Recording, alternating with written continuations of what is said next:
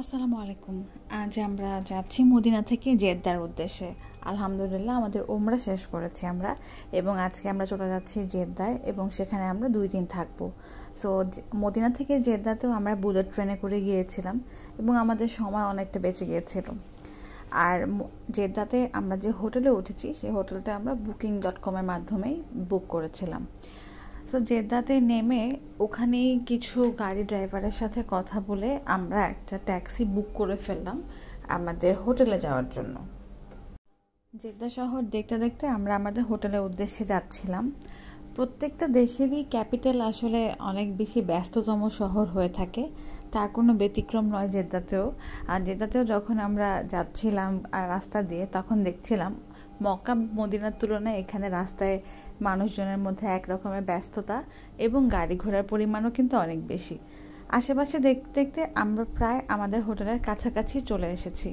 হোটেলটার কোনো নাম বা ওরকম করে কোনো বড় কোনো সাইনবোর্ড দেওয়া ছিল না, এবং আমারও এই মুহূর্তে আসলে এক্স্যাক্টলি নাম মনে নাই, যার কারণে হোটেলের নামটা এখন শেয়ার করতে পারছি না। আমরা আসলে খুব টায়ার্ড ছিলাম, যার কারণে হোটেলে গিয়ে নেমে মোটামুটিভাবে একটু খাওয়া দাওয়া করে আমরা বেশ সবাই একটু রেস্ট নেই, এবং রেস্ট নিয়ে প্ল্যান করি যে আমরা সন্ধ্যার পরে মাগরিবের নামাজের পরে বাহিরে বের হব জেদ্দা শহর ঘুরে দেখার জন্য। হোটেলটা বেসিক্যালি একটা আবাসিক এলাকার একদম শেষ প্রান্তে ছিল, এবং হোটেলটার নিচে একটা ছোট ক্যাফে কফি হাউস টাইপের ছিল, এবং আশেপাশে আলহামদুলিল্লাহ আমরা বাংলা কিছু হোটেলও পেয়ে গিয়েছিলাম, বাংলা রেস্টুরেন্ট, যেখান থেকে আমরা খাবার এনে খেয়েছি আর কি। তো যে কথা সেই কাজ, সন্ধ্যা পর্যন্ত আমরা হোটেলে থেকে মাগরিবের নামাজ পড়ে আমরা একটা ট্যাক্সি কল করে বের হয়ে গেলাম। সো আমরা প্ল্যান করেছি যে আজকে আমরা রেড সি মল দেখতে যাব। শপিং করতে কার না ভালো লাগে, আর রেড সি মলের কথা হয়তো আপনারা অনেকেই শুনেছেন। তো আমরা আশেপাশে কিছু এলাকা ঘুরে, আমাদের ড্রাইভারটা একটু ঘুরিয়েই নিয়ে যাচ্ছিল, আমাদেরকে দেখাচ্ছিল বিভিন্ন জায়গা কোথায় কি আছে। তো ওগুলো দেখতে দেখতে আমরা রেড সি মলের কাছাকাছি পৌঁছে যাই। রেড সি মলের পাশে একটা পার্কের মতো ছিল, কিন্তু যেহেতু আমরা সন্ধ্যার পর বের হয়েছি তাই আর সেই পার্কটাতে যাওয়া হয়নি। তো আমরা কিন্তু রেড সি মলের কাছাকাছি পৌঁছে যাচ্ছি। রেড সি মল হচ্ছে জেদ্দার one of the biggest shopping mall. এখানে সব বড় বড় ব্র্যান্ডের দোকানগুলো রয়েছে, যেগুলো একদমই অথেন্টিক, এটা বলাই বাহুল্য।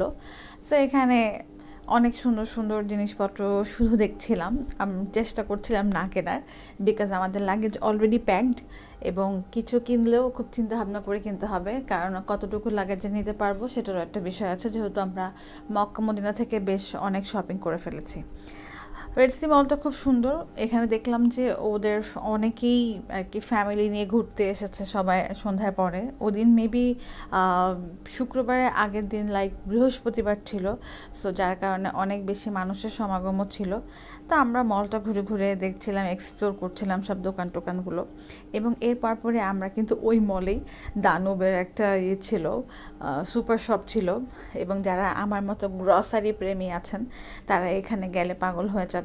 আমি আসলে এখানে যে এত খুশি খুশি লাগছিল, মনে হচ্ছে এটা নেই ওটা নেই, কিন্তু আসলে কোনো কিছুই সেভাবে নিতে পারছিলাম না, কারণ ওই যে বললাম লাগেজের সীমাবদ্ধতা আছে।